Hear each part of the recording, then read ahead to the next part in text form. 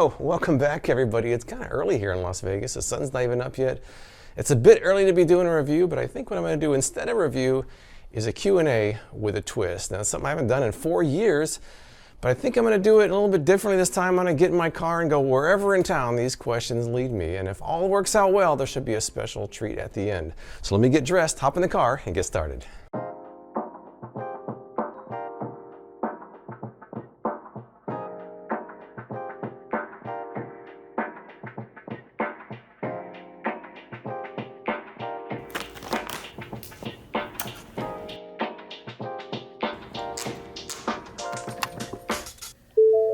All right, so I'm in my car here. I got a lot of questions that are going to require me to kind of go all over town, but let me answer one real quick here. Actually, these three are kind of all similar. Jeremiah asks, after so many years of doing reviews, what product would you say has the biggest or most impact to your day-to-day life? Slapo asks what the most memorable product is, for good or bad. And Metaskipper wants to know what item that you've reviewed and still use changed your life the most, if at all. When all is said and done, and my YouTube years are behind me, I'm always going to be associated with the Purple Pillow. The Purple Pillow was the video that blew up, the one that really launched my channel. It's got the most views of any of my videos, so I would say the product itself was pretty good, but the video's effect on my life and my channel was pretty profound. All right, so let me get out of here and answer some more questions while I'm out and about.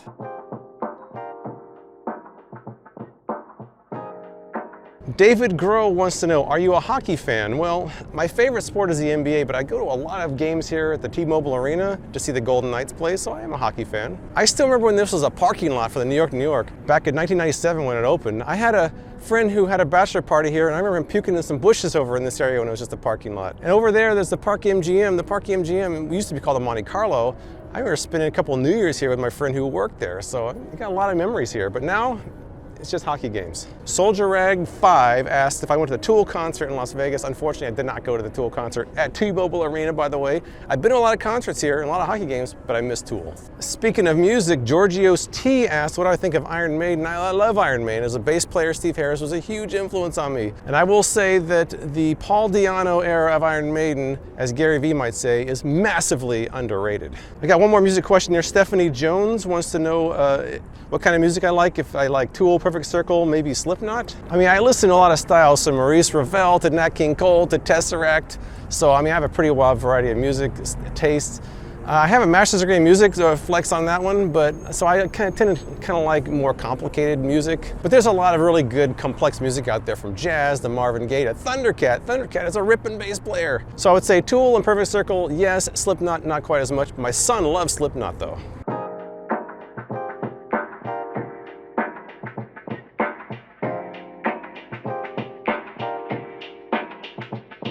I got three similar questions here. I've got Dad Rock asks if you have any plans to expand the type of items I review. Brad S TV wants to know if I've had any interest in reviewing other things like movies, TV, or music. And Gabe G asks, besides reviewing products, there's other type of YouTube content you'd like to explore. I mean, I live in a really happening city here in Las Vegas. There's a lot to do here, so it'd be nice if I could expand beyond just products. I thought it'd be kind of cool if I could maybe do the most expensive hotel room, but I don't really have any contacts in town that could hook that up for me. Maybe one day. I do plan on doing some food reviews coming up soon, so I'm always looking to add new things, but I'm not going to get rid of the products altogether. So to answer your question, I hope to expand pretty soon.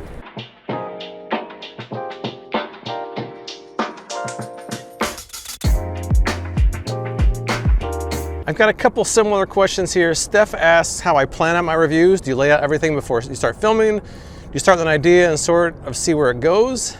Thanks for great videos. My son and I love watching. Tell your son I said hello and I hope he's doing well.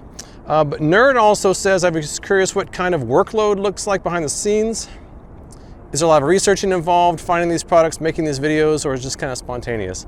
So the way I approach my videos is I usually read as many comments as I can. I watch the promotional videos, I read the manual, I read the frequent asked questions. I come up with a list of things I want to test and where I want to test those things out. And then sometimes the tests don't always work out, but I try to answer as many questions people seem to have about the product as they can. Then I usually go back the next day and film anything I may have missed.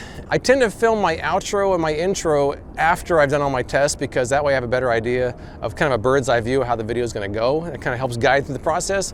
I don't use a script, I use bullet points. That's kind of the best way I've found to do it. And usually I record everything twice because I may say it better one time than the other because I don't use a script. So it's probably not the most efficient workflow, but it's kind of what works for me. Eden Bordeaux asks, there's favorite eats in the Vegas area, especially stuff in the suburbs where it's less crowded and pricey. I'm standing in front of Pasta Mia, which is one of the best restaurants off the strip.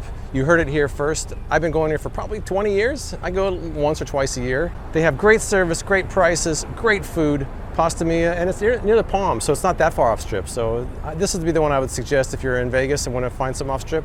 Pasta Mia. Question from IMIURU.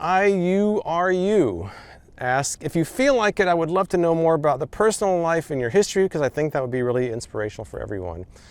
Well, I moved to Las Vegas in 1994 for the summer. I'm still here 28 years later. I lived up there in that neighborhood with my parents. I was kind of demoralized being 26 years old, moving back with my parents, but I want to start life over again, and I did. Fortunately, it didn't take me too long to find a job that I really fell into, and that was over at Tropicana Eastern. So I got a job working for a sports handicapper here. I started off as a lowly graphic artist, making barely minimum wage. I worked my way up to the director of advertising. That was kind of nice, and everything was going well until my boss went to prison. If you've ever seen Wolf of Wall Street, it was kind of a minor version of that. It was kind of crazy. So that job allowed me to finally move out on my own again. I moved into those apartments over there, and not long after that, I had twins. And as a side gig, I actually started some blogs, including freakinreviews.com. Moved all over the city, and the rest is history.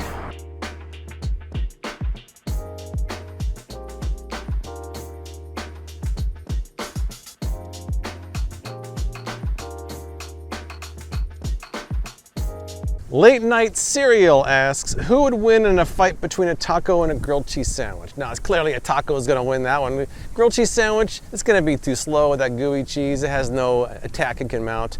Taco is edgy, it's got meat, it's got all kinds of different ingredients, it's got the shell. Taco wins between a taco and a grilled cheese sandwich. Holden a Fart, nice name. Do you like pineapple on pizza? I'll eat it, but I don't prefer it.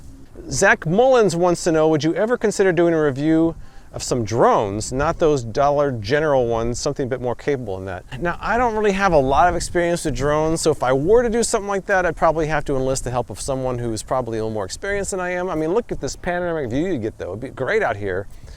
I would just need some help with a video like that. Richard Flemings asks, what are your favorite pastimes when not making videos, vacations, concerts, etc., etc.? The answer to that one is anytime I can get near a body of water like Lake Mead back there, even though it's drying up.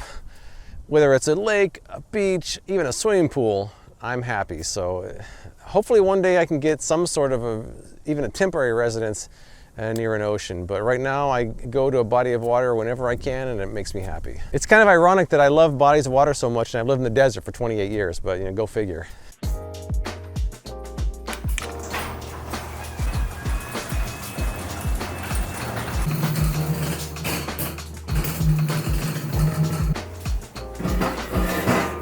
Got a few more questions, and I got some dog-related issues to take care of. Here's a few questions that are actually quite similar. Ben Gibson wants to know if I've ever considered donating items to charity. Delipa wants to know what I do with my electronics that I don't score best in my comparisons. Do I throw them as e-waste or donate them? And Mega3P1K Ness asks, what do you do with all the items after testing them? I'm sitting here in front of the Boneyard. This is where all of my products end up that I don't use. I always find myself pulling stuff out of here, sometimes for a later review, sometimes if I need something. The other day I needed a potato masher out of here. I had to pull my Dream Farm one out. I do fill up a box and donate to charity at least once a month. I give away stuff to family, friends, even viewers. So I try not to waste anything. The only times I've ever really thrown anything away is when something can't be recycled and it doesn't work at all. Otherwise, I try to find another home for it. Teresa Elliott wants to know, what's the most expensive and least expensive items you've ever tested? Well, the beds are the most expensive items I've tested. Those cost in the thousands. The cheapest, I mean, I've gotten stuff free that have been mailed to me, but as far as cheapest that I've paid for, I remember paying 88 cents for a hot dog cutter. I wonder if it's still in there.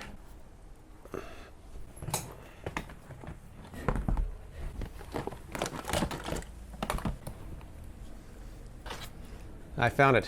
88 cents, I think.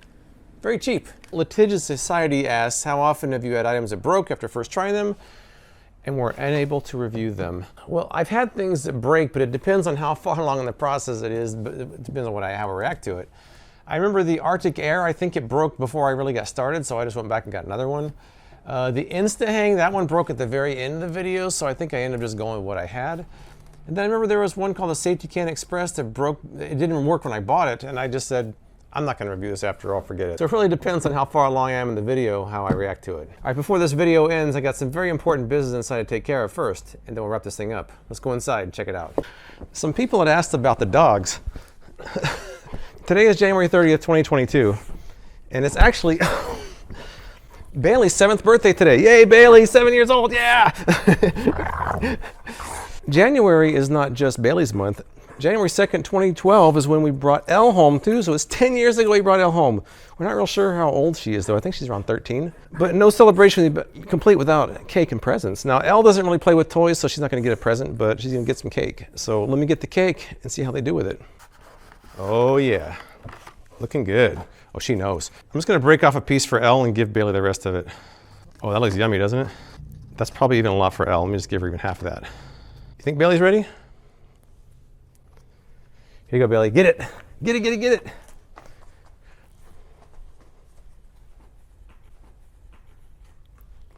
Oh, she's going to town on it. There she goes.